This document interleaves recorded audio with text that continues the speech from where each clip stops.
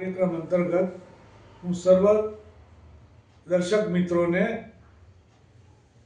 નક્ષત્ર વિશે પ્રાથમિક જાણકારી આપવા જઈ રહ્યો છું. દર્શક મિત્રો, સૌને જણાવવાનું કે નક્ષત્ર પણ બહુ માનવીના જીવનમાં મહત્વનો ભાગ ભજવે છે. કુલ નક્ષત્રોની સંખ્યા 27 છે.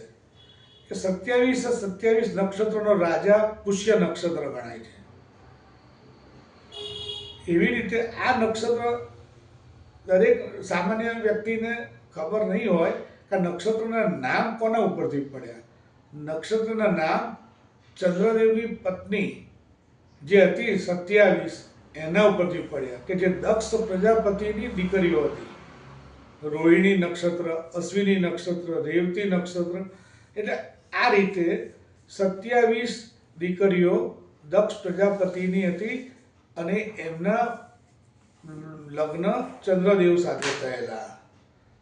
અને નક્ષત્રનો રાજા પુષ્ય નક્ષત્ર છે.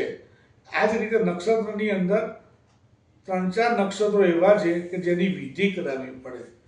મૂળ નક્ષત્ર એ વ્યક્તિના મૂળ કાઢે, એના પપ્પાનું નામ બદલાઈ જાય, બીજાના ત્યાં દત્તકથી જવું પડે, એટલે મૂળ નક્ષત્ર એની બહુ વિધિ કરાવવી પડે.